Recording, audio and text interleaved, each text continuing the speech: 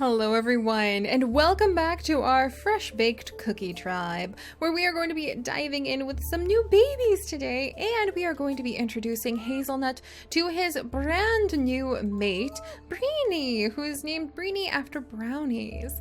And last time we ended up changing the rules almost live while we were recording to make it so that we can have pretty much any members in the tribe as long as we always keep the matriarch or patriarch's main line going.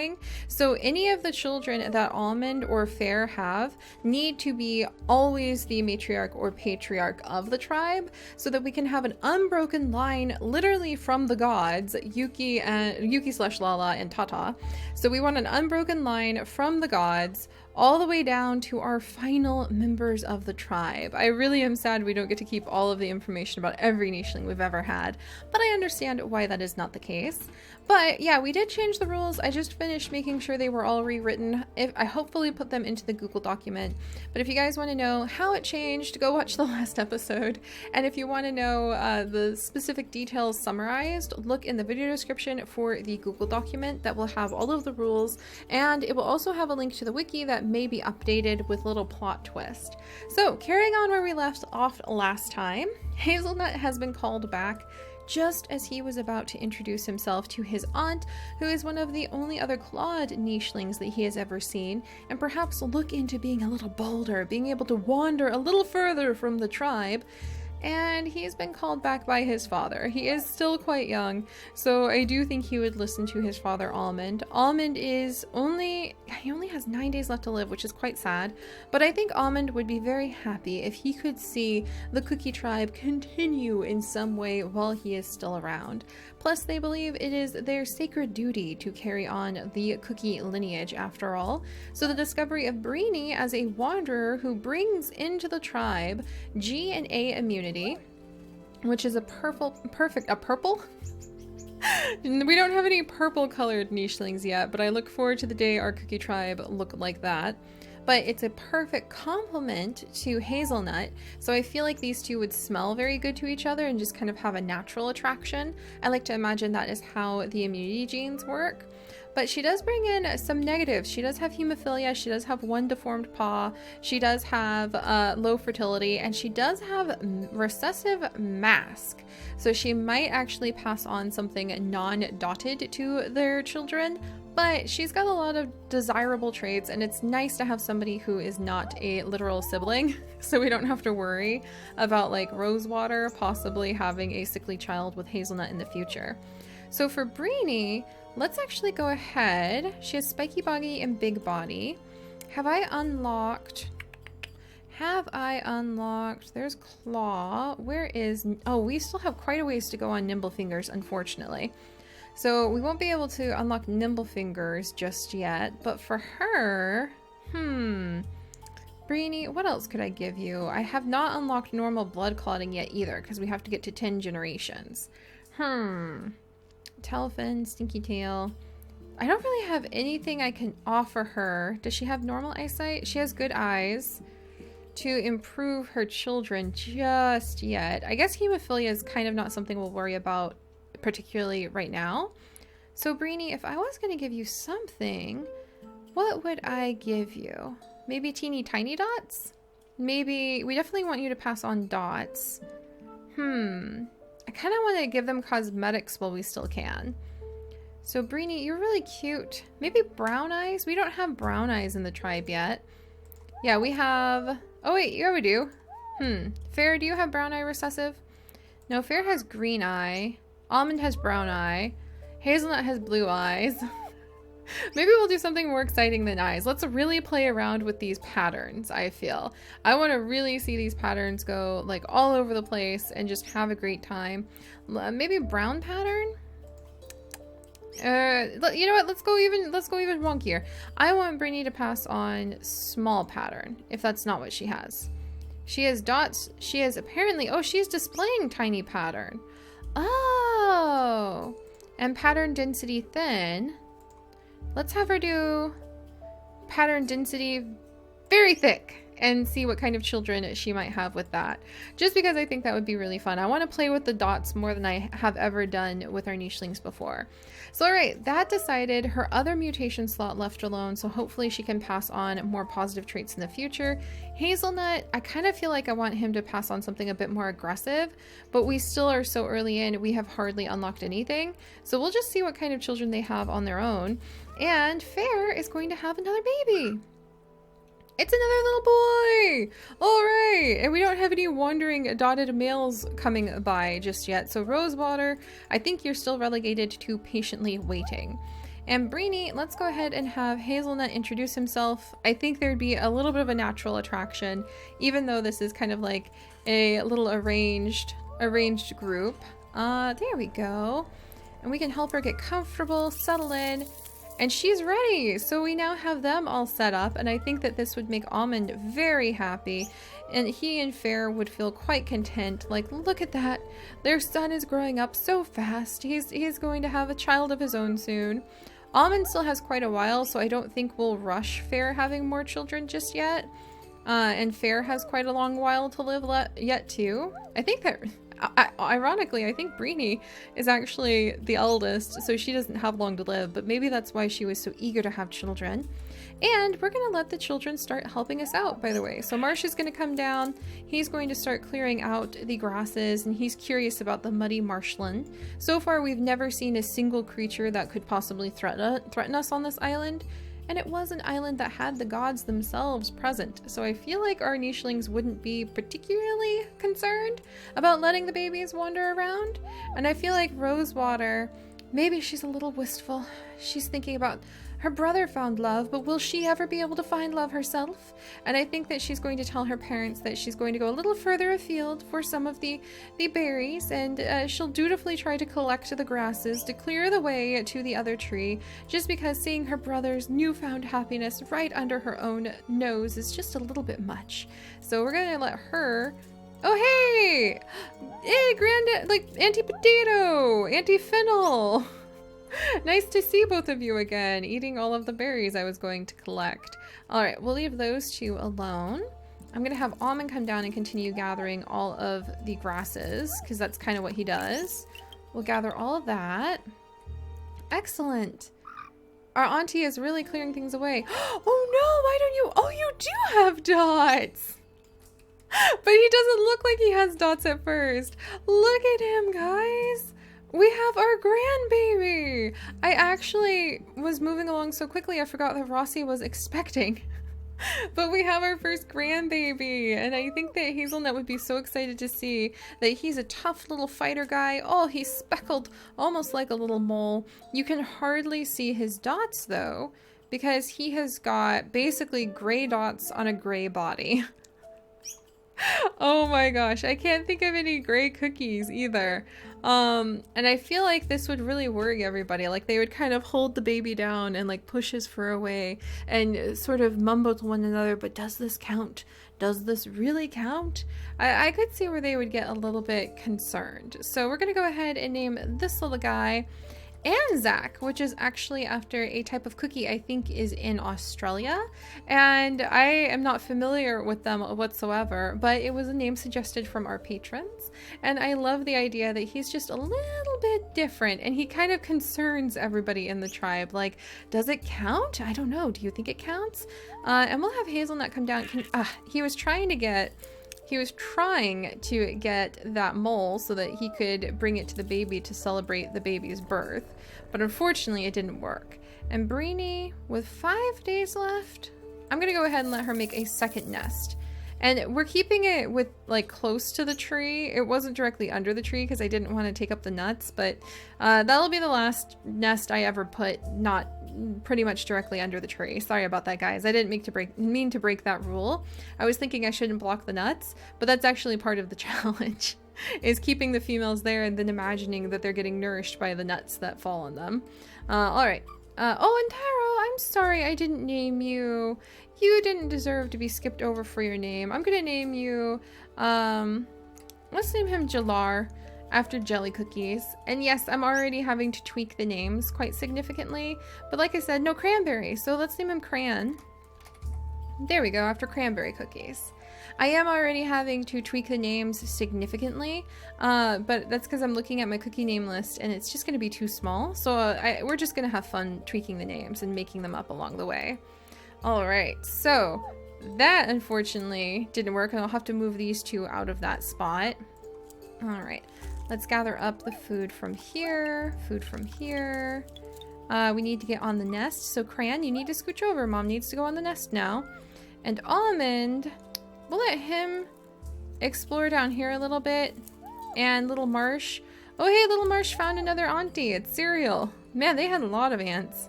And there's Potato. Oh, Potato's final moments are here. Somehow Rosewater has like wandered up to her aunt, one of her oldest aunts, in her final moments. What a terrifyingly deep, significant moment to spend. Oh wow, I wonder what kind of lessons Potato has for Rosewater in like the way to live out her life and the things that Potato has seen in the grasses. I'm really happy to actually keep the tribe a little bit closer and not release them like I originally was going to do. I'm really glad we changed that, guys, because I missed Potato. I would have liked to stick with their personalities a bit longer. Not everybody will probably stay in the tribe always, especially as we get closer to the 12 to 13 I want to try to limit the tribe at. But Potato, now I wish you had been around. You may have been a little bit bitter because you tried so hard to be the founding mother of the cookie line, and instead your sister Fair was born literally in Lala's last moments. But I wonder if you found a full life out there, away from the tribe, that still gave you a sense of purpose, or if you would have been happier staying under the cookie tree the whole time. Rest in peace, Potato. Blah. I feel like, oh my gosh! Oh my goodness! Look at the babies that we just had! They're beautiful! I wish I could name this little one after a potato somehow. Let's see. Let's name her, oh, come on. Let's think of something really, really cool, because she looks amazing. I can't even think about, like, black cookies. There's black and white cookies, which are, like, a fancy type of New Year cookie you can make. So I think I'm going to name her Newly?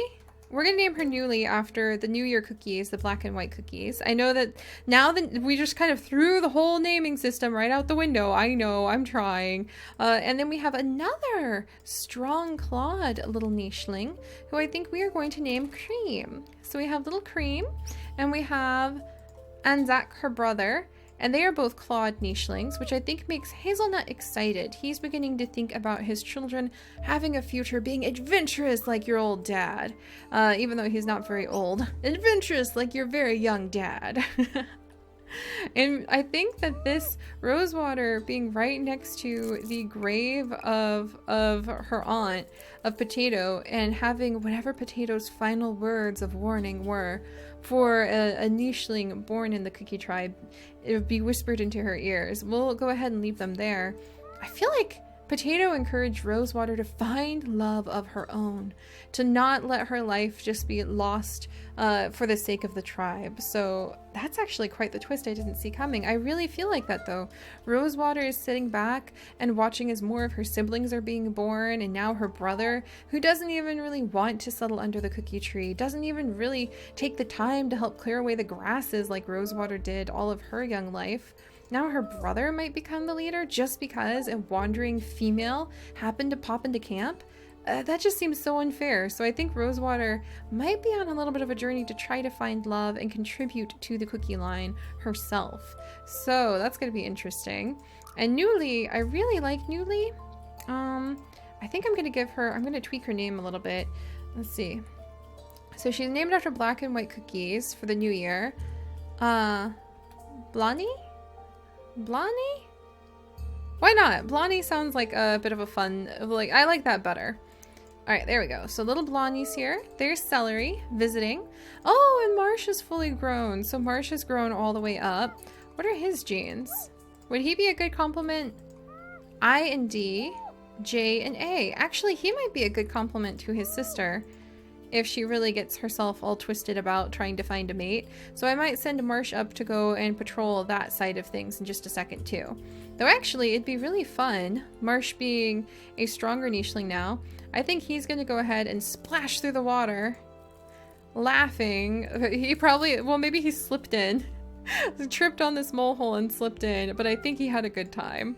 Alright, and his father, Almond, is definitely needing to pop back up to his mate, but can't help himself. Wah! Hey, Nan! And I think that he got startled by his older sisters, so he's gonna pop back up here, where he will be happily welcomed back by his mate, Fair, who unfortunately did not get pregnant that time. Curious. And Cran is going to help clear the grasses away, and Kumin is going to be quite busy. And I think she would call Hazelnut over and be like, get over here and help. We don't have enough nichelings for this. Oh, there's a little bundle. Oh, Hazelnut would want to go chase that so bad. I am going to destroy this nest because it's not where it's supposed to be. And I'll have Breenie become pregnant if I can. There we go. All right, and who is this? Oh, it's Nappa! Hey, Uncle Nappa! Alright, so Marsh is also spending a lot of time with the older members of the Cookie Tribe, and I just really feel that Rosewater has been told she needs to find love of her own too, and not to give up. And I think that's what Potato would really encourage her to do. Because if you think about it, Potato gave up her chance at finding love. She did. She gave up her opportunity to find love of her own and accepted becoming one of the mates of Tata, which was really weird because Tata was also her father, but for the sake of the tribe. And in the end, she wasn't even the mother of the tribe. And in the end, she didn't even have much of a legacy to leave behind. So I think Rosewater wants to become a mother very desperately. And to do so, of course, she needs to find a spotted male. And she wants to find love. And there's a whole tree that nobody is, they're all too busy over here. Nobody's even approaching this tree. I think an idea is beginning to form in her mind over what she wants to do. So...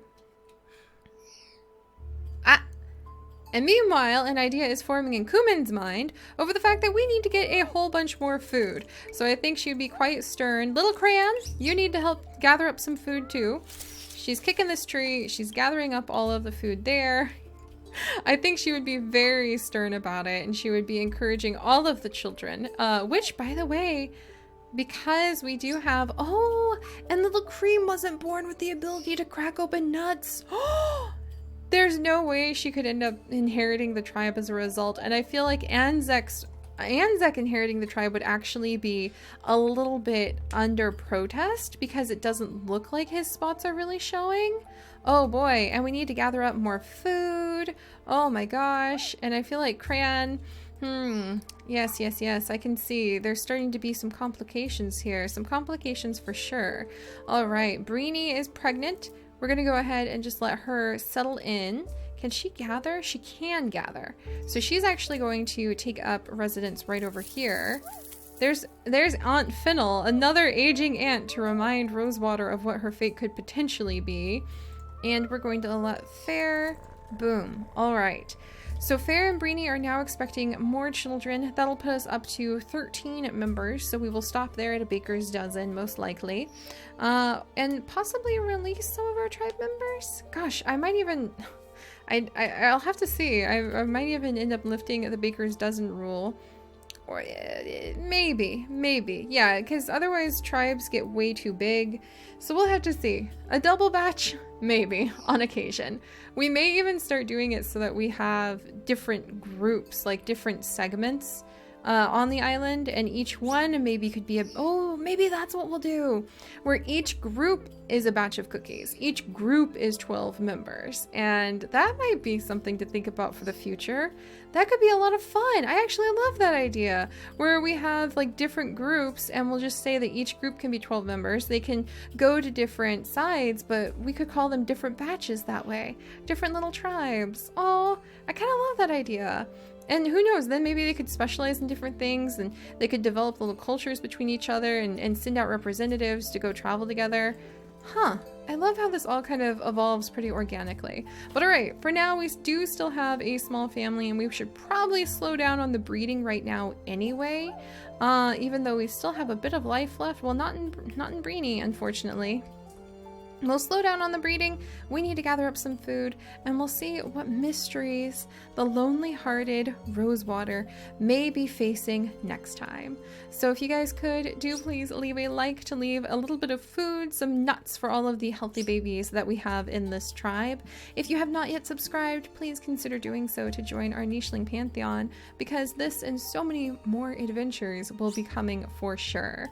And let me know what you guys think. I think I love that idea. I'm gonna go with my heart. Instead of really sticking to the rules where sometimes I trip up in our nicheling challenges, I'm gonna go with my heart and say that I think it'd be cool if we did have like a dozen or a baker's dozen, and possibly in different groups. But they would declare themselves as distinct and separate groups. And maybe always have to have, if they're going to be part of the cookie line though, they have to be like officially part of the cookie line. They would have to be descended from the cookie tribe. So we'll just have to say, yeah, we can have different groups. Yeah, sometimes those different groups might even become very, very, very different and end up like going to different islands with us. But at the end of the challenge, by the time we reach the 13th island, and by the time we find whatever we're going to call Cookie Island and settle on it, we need to have an unbroken line from the first two. We need to have an unbroken line somewhere from Fair and Almond. So we can't just let like Breenie have a bunch of babies and with like a wandering male, for instance, and call those the main line. So, all right, the rules are tweaking once again, but you know what? Sometimes the best recipes you adapt as you go, and I will see you guys next time. Bye-bye.